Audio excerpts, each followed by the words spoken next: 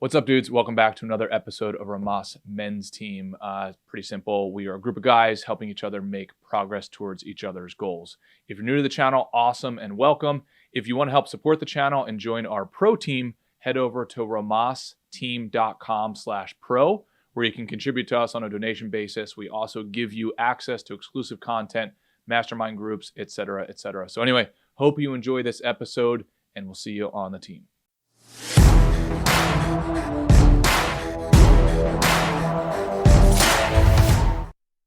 All right, we are live, Rhomas Men's Team. Pretty simple. We help each other reach each other's goals. As men, Mr. Ray, Mr. Phil, what's going on, fellas? Yo, Phil, start with you, bud. what did you say? Sorry, I didn't hear you, Ray. Start with you, Phil. How is your journey? Oh, it's great. I'm trying to get ready for next year. I'm gonna getting stuff together to make a list and to get a whole plan and everything going for next year. That's awesome. Oh, heck yeah, man. Preparing for that. Well, I ought to do that alongside you. I was just in the bank this morning setting up a separate non-joint account for my single and ready to mingle future, and it kind of felt, and I went to the gym before that, and it kind of felt like, those are two things I was doing for my future self. This is, by the way, the most productive morning I've had in my life by doing those two things. So I'm not like, but the point being that I felt good about investing in my future self, which is kind of what it sounds like you're talking about. Yeah. When I think back on the last time, it's always strange to me. There's so many things in my life that I've really, really screwed up. And when I think back about them, I'm always just like, I can't believe I just didn't do this, this, and this. And the reason why, and the feeling is always the same. It's like, I didn't realize that these were options. And I'm always amazed that I didn't realize such obvious stuff could have solved my problem. And it's always obvious to me, looking back, that like the reason I don't realize these things is because I'm just not even looking for them, because I'm not really in a growth mindset. Like I always have this very strong like cognitive dissonance in my mind of like if I had just done this back then, right now I'd be in such a good situation. But I'm not. Literally, while I'm thinking that, sometimes I'll realize like I'm right now I'm in the same situation, right? I'm in a year from now I could be way better if I do this, this, and this, but I'm not even thinking about it. I'm busy thinking about what I should have done, planning in the past, rather than planning for the moment I'm in right now, which is so ridiculous. It definitely, like, just the habit of it is not even there at all to even think that way. So that's the start of what I need to start working on, is staying in that mindset. Hell yeah, dude. And Wes, this reminds me of that learning segment we did with that famous marketing or advertising guy, Rory something or another. Remember, he talked about like, don't make the channel train faster, just have models walking up and down the aisles pouring champagne, and people will not care how long it takes, right? He said something, he started that learning segment with, you got pensioners and recent graduates, right? And the employment rate is about the same, right? People just coming out of school have trouble getting a job because they don't have any experience or skills. And people in retirement, most of them don't work, right? So let's say it's 30% of both cohorts are employed. However, the young people look at it as a life or death kind of like inflection point, right? Like, and then the pensioners look at it as just the right balance to pursue their other passions, right? So the importance of mindset and mood is what I'm hearing from Phil, because if I'm hearing him correctly, his financial or living or romantic or whatever situation hasn't changed. He's just ready to start chopping the wood. Yeah, I don't know if I'm ready. I mean, I'm always ready mentally. I'm always ready mentally That's to what we're talking start about. working really hard, and then I start working hard, and my feelings change pretty quickly because hard work is not fun, and that's always my main problem. But I'm wondering, Wes, what your thoughts are for like what your plans are and what your mental, I don't know, what how you're approaching this coming next year mentally right now. Yeah, so I think the first thing is doing the legwork of really defining what I want. And I would recommend the same thing for all of us. And this is an iterative process. Um, as we've talked about before, I do think what we want and our goals will always be like the horizon. It moves equidistantly away from you as you step towards it.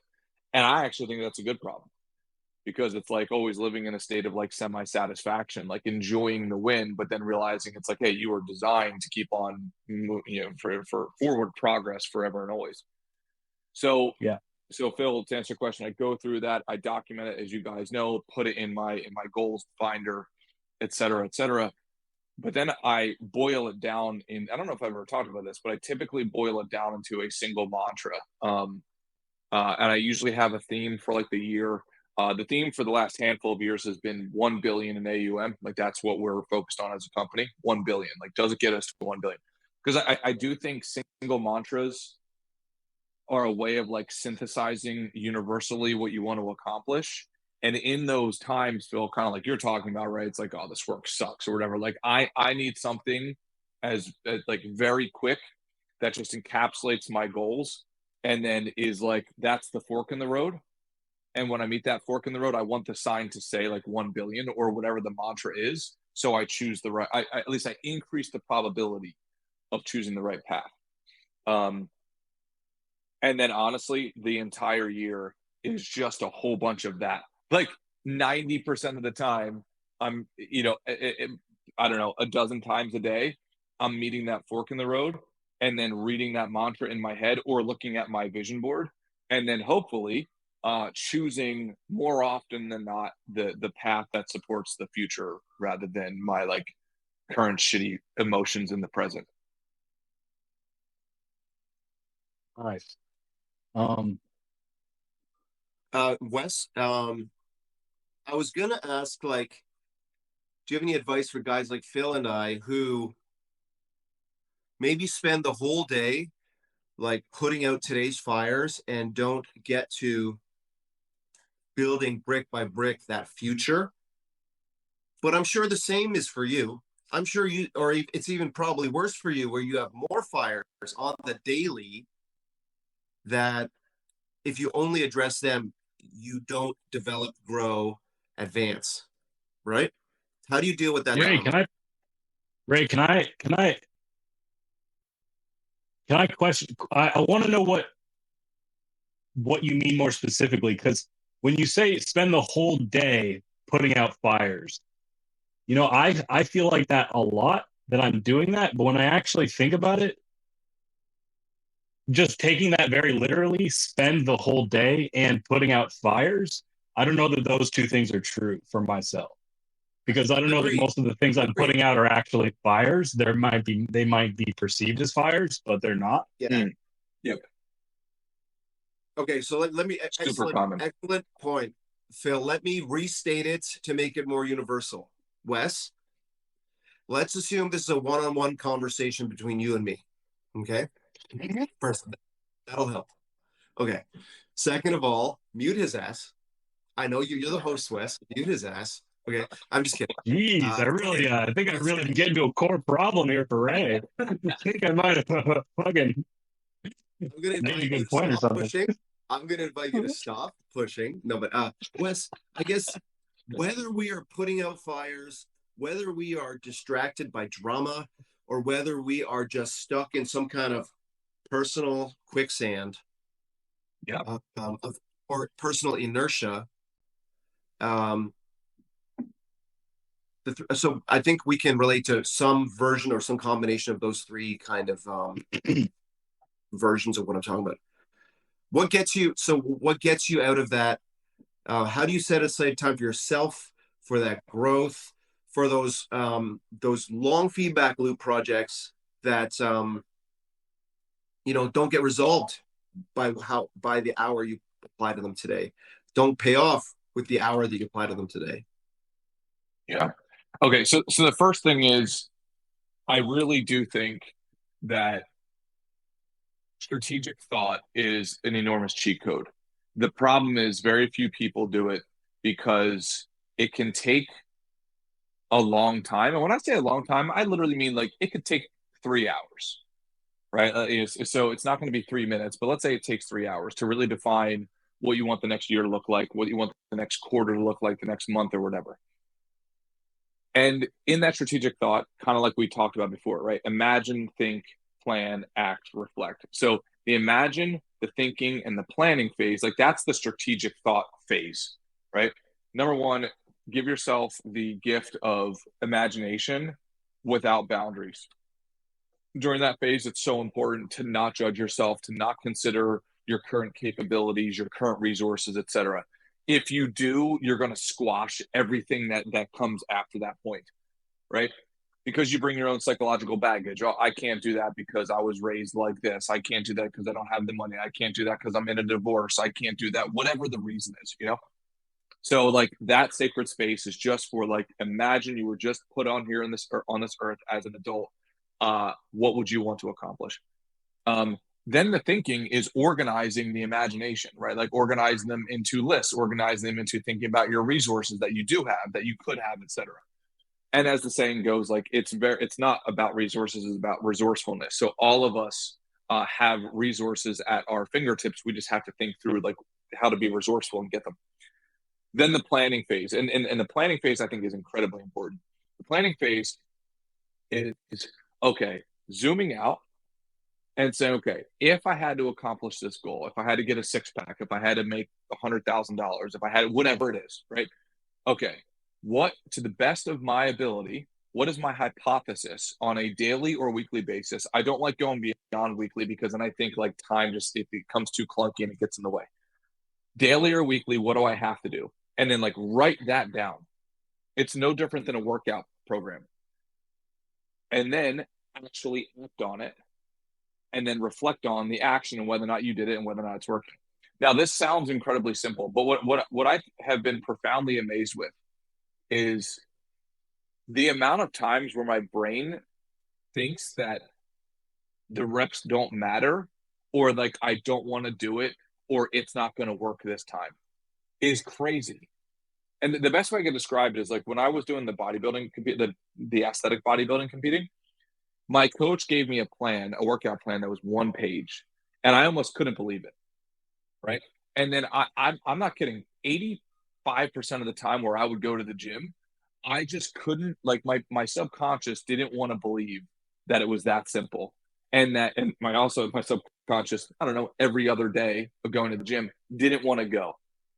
But then the amount of times where I just had to repeat to myself, like, oh, trust the process. And then 6 months later, you win a trophy on the bodybuilding stage. And I'm not saying that to brag. I'm saying it because like the internal struggle that just doesn't believe the plan almost all along the way is pretty crazy. And I think the common misbelief that we have is like, oh, I'm the only one that thinks this way, right? Or like, hey, for Ray, it's different. For Phil, it's different. Like, this is just like my curse that I have to deal with. I just don't believe that. I think everybody has to deal with it, including myself. But it's just like we just proceed anyway. And when I say we, I mean all of us. Like, all of us have been successful in one way or another. And the times that you have been successful, right? Most likely you had to fight against the demons in your head. You just trusted the process. And then you stumbled on the win at the end. Love that. Everyone thinks they're special, says ASB. And in 12-step recovery, we call it terminal uniqueness, right? That doesn't apply to me because, I can't, or I don't have to, or I shouldn't, or I won't, right? Trust the process. I love that because trust that, like, on the one hand, in a negative way, you could say, trust that you're not that special, that this will work for you. On the other hand, if you want to think about it in a positive way, you could say, trust the process in that what you're trying to achieve is not impossible. And this can get you there. Yeah, well, and Ray, to your point, like we have a saying here on the team, it's like, that you kind of alluded to earlier, which is before you complain, ask yourself, did you chop the wood that you were supposed to chop that day? And it's totally fine if you didn't. But our brains can convince us that it's everything else except for the work. So I try to ask myself, like, did I chop the wood today? Right. And if I didn't, then I know that's 95% most likely of the reason that I'm feeling crappy that day. It's like I just didn't do my work. And then when I go and I do the work, almost 100% of the time, I don't want to complain thereafter. Do you know what I mean?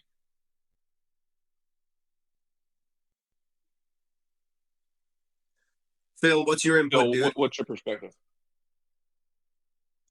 Yeah, I mean, especially the thing you said at the end there, like, it's crazy because it's like, yeah, like I'm in like $21,000 of credit card debt right now, and I have other things that are expenses and stuff, and like it just feels like impossible or whatever. But it's also like literally, I made like a spreadsheet a couple nights ago, and it's like, I mean, if I really worked my ass off, even doing Uber, like doing like a shitty job, if I really worked like crazy, like if I worked 12 hours a day, 7 days a week, I could have it paid off in less than 4 months, which is fucking Oh, yeah. crazy. Like, um, and what's so ridiculous about, I mean, pathetic in a way is what I was just gonna say. Like, the reason I got that idea, and somehow it's like fucking basic arithmetic. So saying like I got the idea Stop, to Phil. do this Phil? from somewhere. Hold on, Ray. I know I'm judging myself. I know.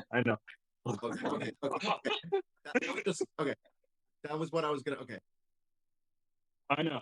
Um, I was thinking of, yeah, whatever. Anyway, so the I got the idea of paying it off in 4 months from a YouTube video. This guy saved up $60,000 in 6 months, and it's like, why do I need to be inspired to have that idea? Like, it's basic math. It's like I shouldn't need like a fucking revelation to think that, right? Like, it's just this poverty mindset of like thinking I can't work hard, which is, I mean, it's not entirely wrong to think that. Like, I am bad at working hard right now.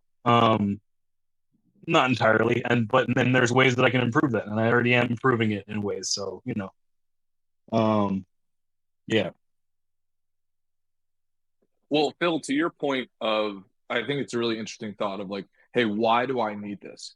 Dude, it's so funny that what I have found in the business world and just the world in general, is once we get out of collective sports or high school or college, we tend to think that we don't need coaching or practice, which is kind of crazy, right? Like Yeah. I know some semi-successful people who could be ultra successful, but they don't believe in coaching and don't believe like in practicing skill sets, like in their businesses, and therefore they stay at this like relatively mediocre level.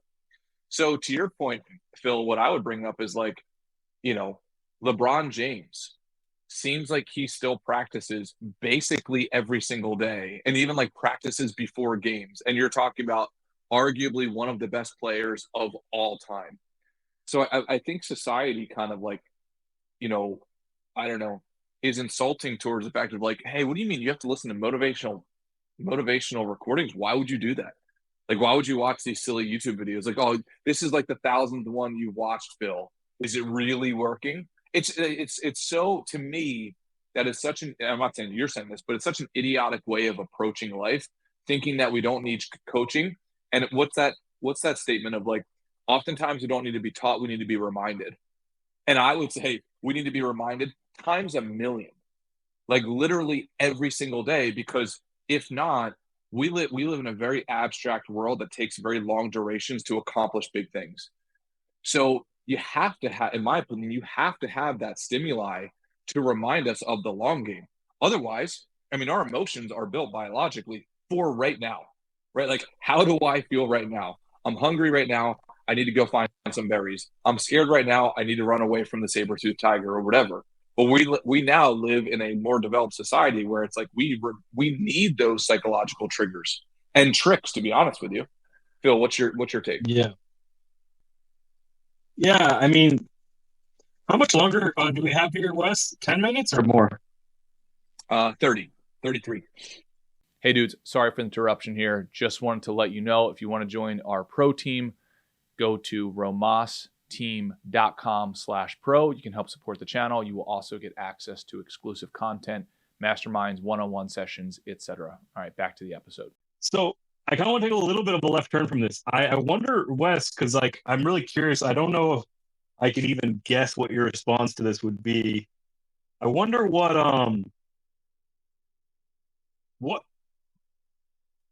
is like like a spiritual level of devotion mean to you in your own life? Like what is like the deepest? I know spiritual is a bit of a has a lot of baggage, but like I mean like what is the deepest and most important and most meaningful kind of devotion to you? Like what does that mean to you when I say that? For So you I don't know if personally. this answer, yeah, I don't know if this answers your question, but like my goal is to change my family tree, um, literally. And for me, I don't know if I take it to a spiritual domain. And to be honest, I don't know if I have a functional, pragmatic definition of spiritual or relationship with spiritual. But for me, it lands in like moral obligation. So like more in like the moral territory. Um, if if one has the ability, given the gift and the ability and the determination to accomplish something for his family, then why would he not? Like to me, that lands in the moral category, and then therefore, everything that falls under making me better kind of funnels up to that, if that makes sense. So if I'm not trying my best to be in peak physical condition, is like, okay, all I have to ask myself is the inverse. Will changing my family tree, will I be helped in that goal if I am fat and lazy? Right? No. Right? Like that's the dialogue, that monologue that I have with myself. I don't know if that's healthy or not. Right? Will I help change my family tree if I make less money? Right? Like these things are very simplistic to me, and they're binary. And that's not a judgment towards anybody else. They don't have to have the same goal. They don't have to have the same standards. But for me, Phil, I have found the biggest thing is meaning. Right? Like when I tell a guy that it's like, no, I'm not going to eat that thing. I'm not going to eat that donut because like it's important to me that I'm here for my family and I need to be optimal. And he looks at me like, dude, relax. That tells me right away, it's like the core thing is not the action, the core thing is the meaning. He just doesn't apply the same meaning that I do to the thing. And by the way, when I'm not acting in accordance to my long-term goals, then I have a lack of powerful meaning towards that thing. So it has nothing to do with other guys. It could totally do with me. If I'm acting or not acting, 99% of the time it comes down to the meaning.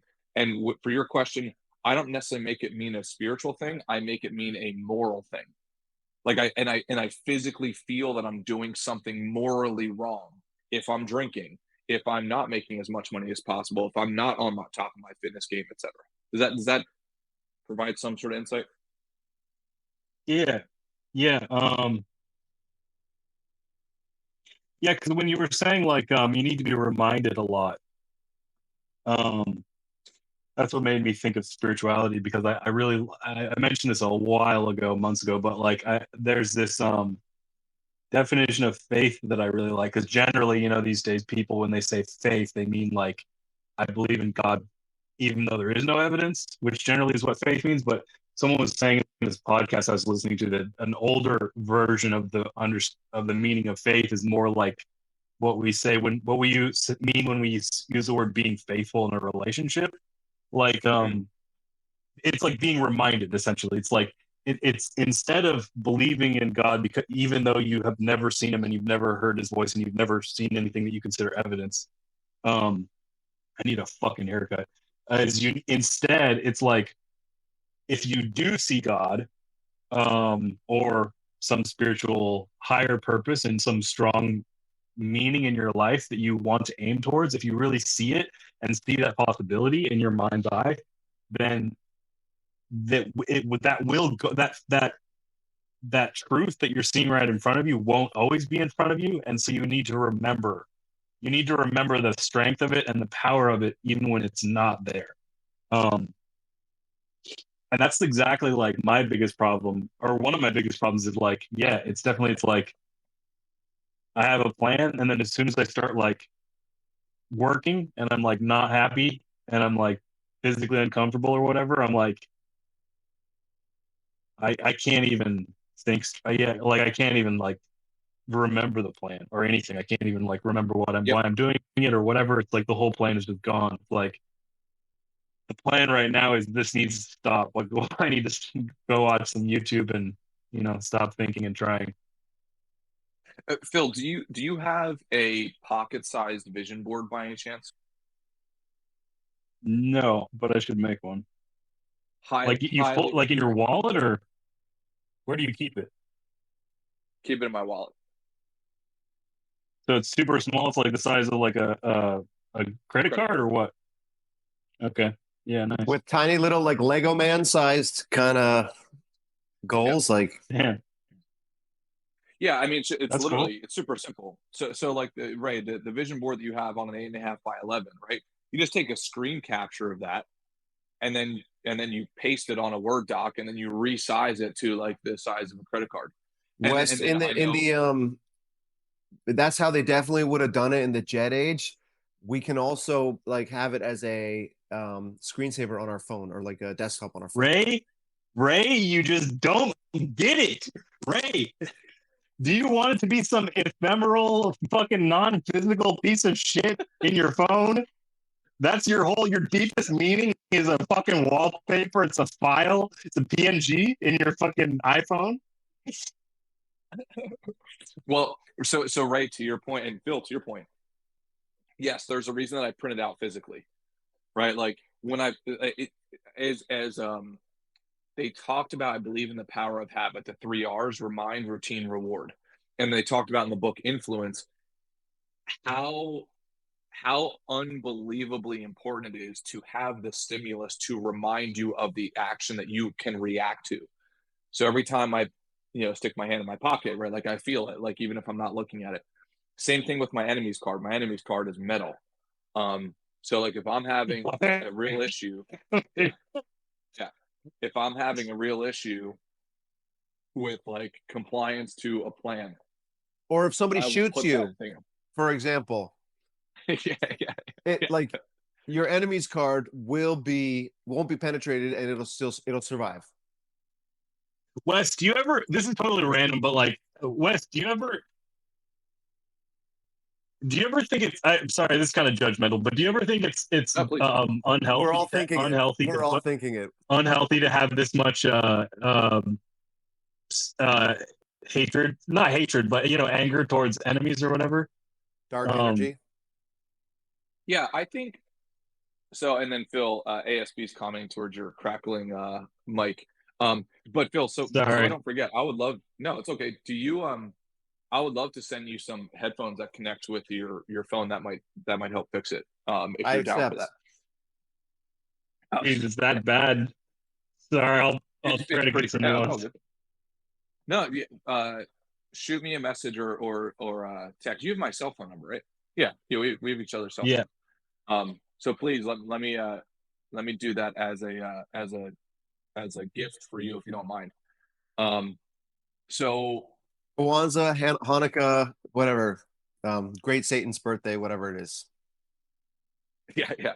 So it's so funny because I just had a conversation not too long ago with somebody who works in the field of psychology, and I have noticed.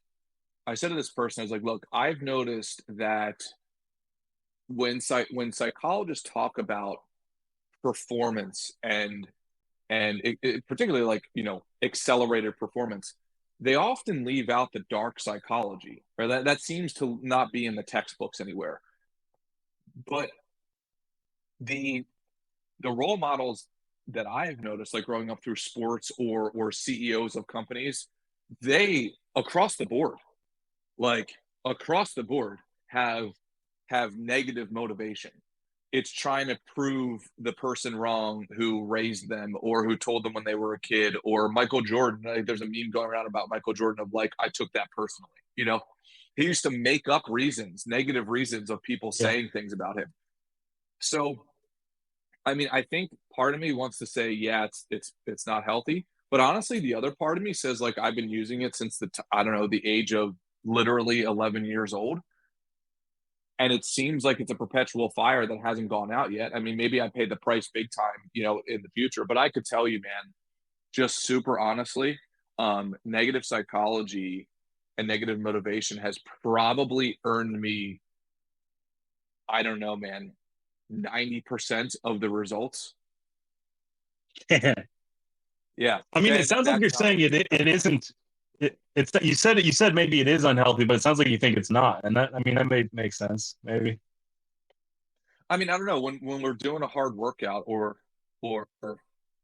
I mean, how many dudes all of a sudden lose like 60 pounds when their girlfriend breaks up with them or cheats on them or something like that? Do you know what I mean? I mean, um, and the reason I Yeah. say, like, I want to say it's unhealthy is because, like, again, like, I don't know how the game ends. Maybe I'm on my deathbed and I say, I wish I didn't have so much negative, right, like, energy around performance.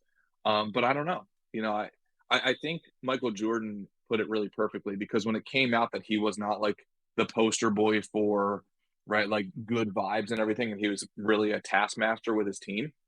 Um, in the documentary The Last Dance, which I'd recommend everybody watch, uh, he said in there, he's like, look, if you don't want to play that way, you don't have to play that way. But if, like, something like, you could have those opinions of not doing it that way, but you probably never won anything in your life. Like, that was real. Do you know, like, that was his, and I thought that was a really interesting quote, because it's like, hey, before you judge, right, how one motivates himself, how about you go out and win a championship of real significance and then tell the world how you did it. And I would doubt that it's going to be, oh yeah, I just thought about unicorns and rainbows, and like, all of a sudden, like, right, I beat Steph Curry in the championship. It's like when Steph Curry is like using like his red meat of like, I want to murder everybody on that court because I want to build a dynasty. Phil, what's your take? Yeah, I think that makes a lot of sense, and I also do think, yeah, in general, I feel like there probably is a very heavy bias these days in society to try to like shut out these types of negative things. I've never looked into this too much. Like, I know a lot of people like Jordan Peterson and other psychologists talk about your shadow and how important it is to integrate that stuff. I definitely have some kind of schizophrenia here with two separate parts of me that are not very integrated. I've never really looked into too much about how to do that, but I think that's probably something that sounds like it's pretty important. Wes, Well, are I you think, familiar with Carl Jung? I think he made that kind of shadow work and stuff really accessible and understandable for the wider public. I was watching an interview with RFK Jr. And that came up, right? That shadow work is like part of the shadow work, I guess, for me would be like, as I pursue a drug and alcohol free, healthy life for the rest of my days. Like, the shadow work would be like understanding why I felt the need to like run away, escape, get intoxicated, so that I could feel like good enough or Mr. Cool or be accepted. And I think, yeah, for me, going into that area is shadow work, right? Because there's no shadow work in, I'm just going to try and do better and be my best. yeah, I think oftentimes a man can be judged because like, oh, he just lacks motivation. And my response would be like, no, he just lacks a really good enemy. I think oftentimes that's the answer. I don't know if have you guys ever watched there was was it the Avengers, and there was this great like part where Tony Stark was trying to get the Hulk to become the Hulk or whatever the doctor's name is before he's the Hulk. So he like pokes him with a little like electrical stick and like looks at him to see if he starts to turn green, and he doesn't. And it's like because it wasn't a great enough stimulus. But then when the Hulk has a great enough stimulus, that's when he turns into the freaking Hulk. Another real world example of this is like if you look back into World War II, leading up to that, you had Henry Ford, Chrysler, DuPont, JP Morgan, and one or two other business titans, and they all hated each other. Most of them hated each other. And then all of a sudden, when Japan drops, right, like drops an attack on us in Hawaii, all of us, and then Hitler's, going crazy, all of a sudden, boom, there's now a greater enemy. All of these people join forces, and then we ultimately win the war, right? Like, there's so many examples of like where you just really need a super solid enemy to bring that Hulk out in you, and if you don't, right, like go find it. I think Bruce Banner is the name of the human version of Hulk, isn't it, Phil? What is it? Bruce Banner, is it not? Don't you mute me. As if that's more important than what the Hulk's real name is when he's in human form. Anyway. Yes, you are correct. Yes, you're correct. Thank you. I earned that. Yeah, cool. But I mean, I like what you're saying, Wes. I like your like children's like grammar school history textbook version of World War II and how all those guys set aside their capitalism and self-interest to help the common cause, which is absolute bullshit. They all got stinking rich off the war. No. It was totally agree with that. It was that they learned to play in the same sandbox because the enemy was now greater. Yeah. And enemy isn't even necessarily the word. Like, you don't have to use the word enemy if that is a hang up for you, Phil, right? Like the honestly, the competition, like you could even say the competition is different, or the game is different, or something, right? One of my I think one of the biggest hangups for me is that the people who drive me and make me most viscerally angry myself are both my parents. And so it's like, do I really want them to be my nemesis? But honestly, the thing is, like, Wes, you want to give any input on that? Well, Wes, but that's not true for your mom, though. No, yeah. So one of my parents, yes. Yeah, so and it sounds like your dad probably deserves it, but like, and that's like part of the problem, I guess, for me is like, my parents, they're not fucking evil people. They're just really selfish. That's it. They're just really selfish. That's it. Like, they don't, they don't give a shit, and they don't, whatever. They were negligent parents, but they're not terrible. They're not evil or whatever. They're not like, doing heroin or whatever, like beating the shit out of me or something. But it's like, it really is like, yeah, it's like the way I want to be is like so it's like antithetical. It's not just like different. It's like opposite of the way they are. So yeah, I don't know if it's really that great of something to, well, whatever. I don't know. Wes, do you mind if I chime in on this? Because I have a similar challenge in my life with a brother that I'm estranged from, right? That I haven't spoken to in about 4 years. I had a conversation about this with my sister, and she said something very interesting to me, right?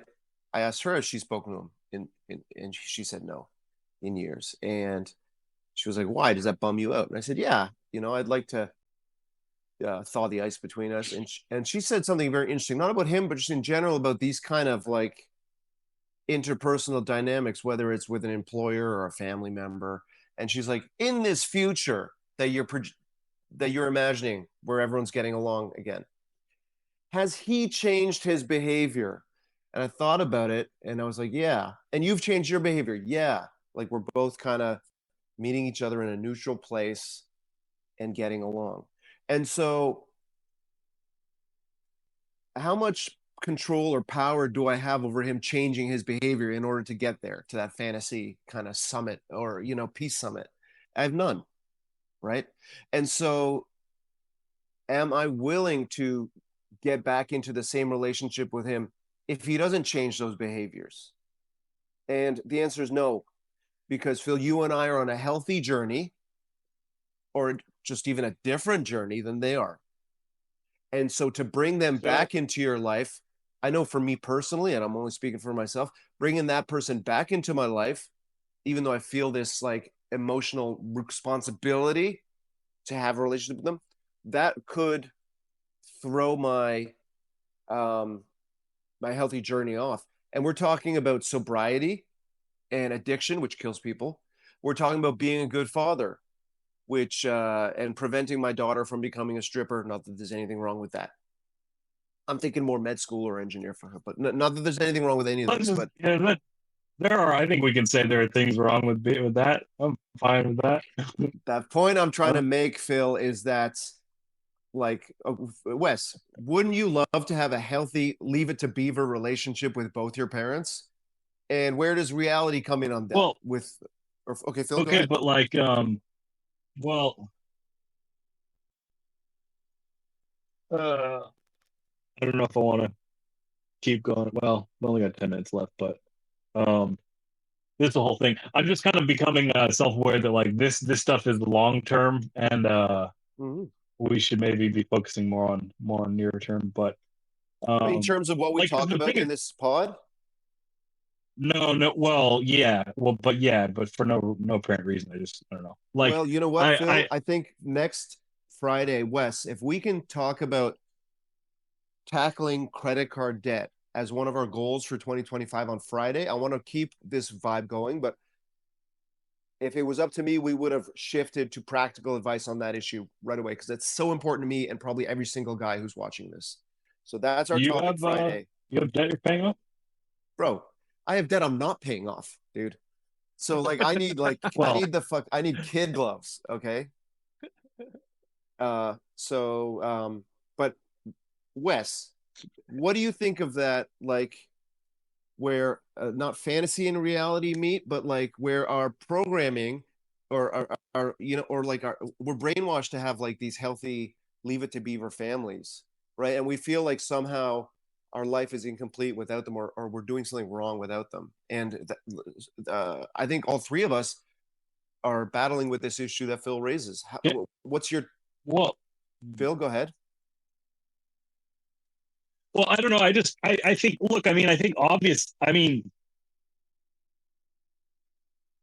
to me, like maybe maybe other people are different, and I can totally foresee there's relationships that aren't worth saving, or whatever. That's obviously possible for many different types of people's situation. But like, I to me, I would like my parents are already 70, so they're getting up there. But like, I would like to be able to get to a place where they don't bother me, Yeah. and I can And actually that sounds have like a relationship, that's an right? internal Like, shift that you're talking about in you, right? yeah, like like if I were if I were a fucking enlightened being, I could be happy and be around them even when they're bickering and making each other miserable, and that shouldn't affect me, right? Like that shouldn't make me as depressed as it is. It makes me depressed for multiple reasons. One of them are legitimate reasons, and some of them are not, right? Like they that like them being so miserable and so like mean and shitty to each other. It's a bad energy to be around, and I don't like it. So that's legitimate. Like anyone that's around that negative energy is gonna feel it and not gonna like it probably. So that's real. But the fake part is the part that I'm not dealing with. Is all the way I see this in myself, which it is in myself, and how they're not dealing with their own problems reminds me of how I'm not dealing with my problems. That's not, those are things that I can deal with and fix, right? Like, Yeah. So, so Wes, I would say I would challenge again Phil's language to maybe say subjective problems and objective problems. The objective problems are that anyone who's sitting next to these people on a plane would be driven mad by all the bickering. The subjective is how it resonates in a very personal way with Phil because these are the people who raised him, right? So, but Wes, give us some input on what we're talking about here. Well, I think, and Phil, let me know if I'm off here, but like I think for me it doesn't. For me, it happens to be one of my parents. It doesn't have to be parents though. Like I do think a man should really dig deep, um, to find an enemy personally. But I do think this is one of those things where it's like intellect can be right, like almost like work against you. There was this great book called The Rational Optimist, and it talks about like philosophers who are not practitioners. And the case that the author makes is like, hey, just so you guys know, you're hating on capitalism. The reason that you have the time in the day to debate whether or not, some sort of like, abstract philosophical concept is a plus or minus for society. The reason you have the time of the day is because the capitalistic machine has allowed you to not work on the farm for 7.5 days a week, just to eat food. So to that end, I think that the more educated we become, the less emotional we become, which can actually work against us when it comes to action.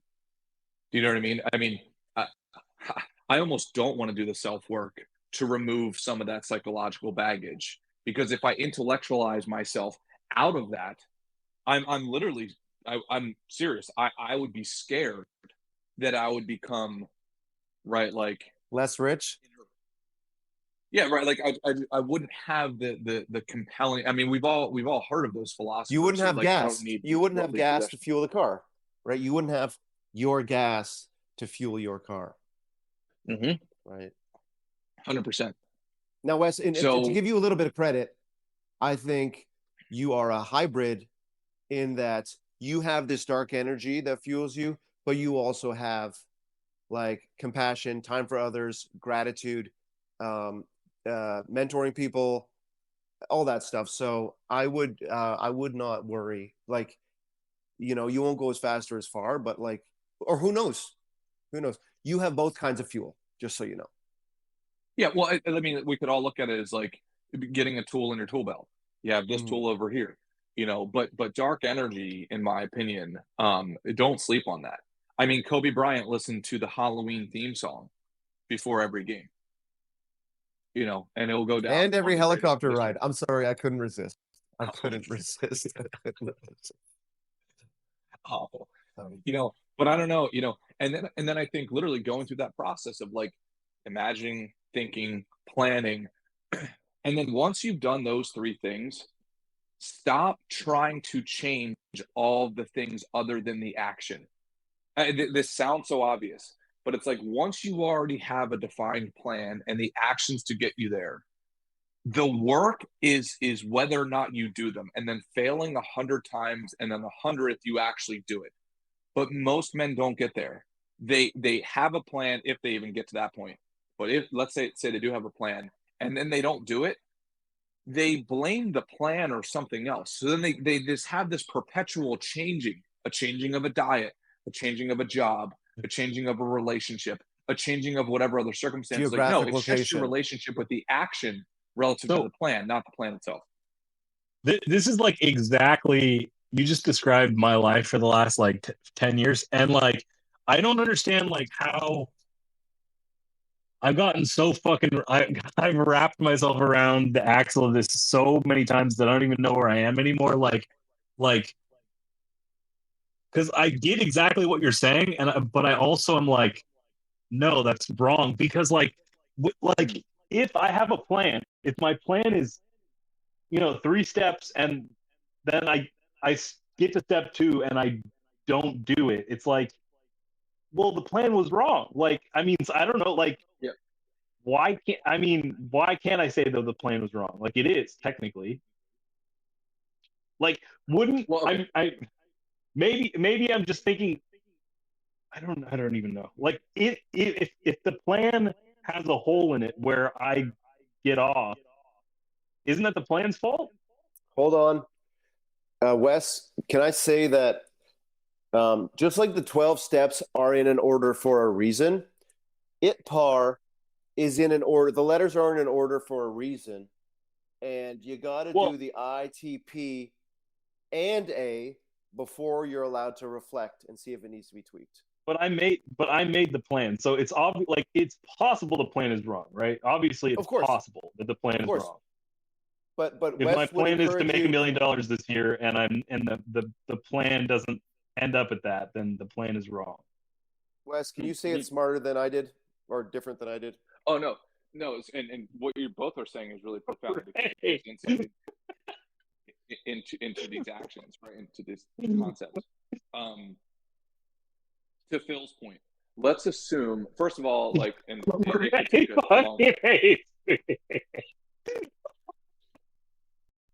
it could take a while to dissect this, but right, Phil, to your point, I do think it's so important to actually define what you want, because like as an example, that's why I say, like, put real thought behind it. I'm not saying this to you, I'm saying it to everybody, including myself. What a lot of people say that they want is actually not what they want. I want to be the best in the world at basketball. It's like, are you sure you really want to be that? Or do what you mean is like, or what you mean is like, I want to be really good. Do you know what I mean? Like, so really precisely defining it, because during the thinking phase is going to be, okay, well, here's what that would take. If you literally want to be Michael Jordan, you are going to have to practice 7 days a week for probably 5 hours a day. Are you willing to do that? Like, chances are not. So really defining what one wants. Now, Phil, to your point, I do think there are a lot of objective measures. Okay, if I want to become a black belt in jiu-jitsu, that plan is already like made. 99% of the time, the things that we want have already been accomplished by other humans. So during the thinking phase is when we go out and we research, okay, hey, have other people done this? Okay, what did they do? And you'll probably find that there's a handful of plans, right? No different than, it's like, if I want to lose weight, there's a handful of diets that I could follow. Okay, great. I'm going to select one of them that gives me the highest probability of success, or like it fits most with my lifestyle. Once it's past like sort of all of those filters, okay, now I have a plan and I know that it works, right? Here's the jiu-jitsu path. I go and I join a jiu-jitsu gym and they already have it laid out for me. Where I think it gets really tricky is then when we go and we notice, okay, I'm going to go 4 days a week. I only went 3 this week. I only went 2 last week, etc. It's like, that's not in my view, that's not a problem with the plan. That's a problem with our relationship to action on the plan. Do you know what I mean? I like I said, like, this is my own mental, like, spinning. So I totally get what you mean, but I also am still in, like, if the action is not occurring, there's something wrong with the plan. Or I don't know what else it means, because it's like, well, I'm not doing it. So, because my main problem in life is like, one of my 2 main problems is I don't like working hard. I'm not very good at working hard, and I don't know, something else similar. I forget but like, if dedication, if you have a lack of dedication, how do you solve that? You need to be dedicated to solve any problem. Yep. So how do it's like, that's the kind of hang up I'm talking about. But I know this is the whole thing, and maybe it's a topic for another day. Yeah. Well, I think, yeah, because then I got a jet. But I do think we're stumbling on something really important here. There is a distinction between a flawed plan, like a plan that if you follow the paint by numbers, it would create a picture that you don't want to create, right? It's like, but once we have that blueprint and we know that if we just follow these instructions, that we will get the thing on the other side. That distinction is really important, because I do think for a lot of guys, right, they're not emotionally convinced that the plan would work, or they're conveniently not emotionally convinced because it's a way out, right? Oh, see, I tried that before, doesn't work. It's like, no, you just didn't do it. And that's not to judge anybody. It's just so important to protect the plan in that situation, because think about how many people don't lose weight because they think it's their genetics. It's like, no, you like 100% that's not the case. But because they only dabbled in the plan and they didn't draw a line in the sand of like, oh, that wasn't the plan, that was my action towards the plan, or better yet, defined inaction towards the plan. And that's okay, because it protects the sacred sort of nature of the plan. And what that does is it says, hey, Phil or Wes, that's okay, you didn't do the plan. But when you are ready, hopefully that's today, you can then approach the plan again with certainty that it will work if you work it. But if we question the plan, then it's like, well, nothing works. It's my genetics, it's my DNA, it's my mindset that I'm never going to get rid of, and so on. So I think there's two separate entities that are very important that they maintain their own space. You know what I mean? Yeah, absolutely. Yeah, that makes sense. Because then we can work on it once we've siphoned out the one component. It's like, okay, cool, let's do some self work then on like, what are we doing when we're not doing the action, rather than trying to fix on why we're not doing the action and fix what we perceive to be the flawed plan. It's too much work. It's like, okay, let's narrow down the octagon. What's the smallest like zoom in phase we could have? And it's like, okay, why is Wes not taking action? Maybe he doesn't have a strong enough enemy. Maybe he just has poor self talk. Maybe he doesn't have a strong enough consequence or a carrot or a stick on either side. That's a whole, right, as you know, right, you and I both know, that's a whole field of study, of practice. And I just posted something on Instagram not too long ago, and I'm really convinced of this. It's like, it's not commitment that actually changes your life, it's recommitment. And the magnitude. It's like recommitting times 1,000. I think we all have experience with. Yeah, for sure. I mean, that's why I'm going to try to take advantage of the new year, because it technically is the new year right now today, this is the second, but for some reason I don't usually feel that way, so it's easier to take advantage of the new year. But yeah. Well, I appreciate the chat, man, as always. And let's go from here. And Phil, I'll shoot you a text. Please let me do the honor of getting you some headphones so ASB doesn't go crazy over here. All right, dudes. I love you guys. I got a jet. I will see you all on Friday. Later. Hey, see you guys.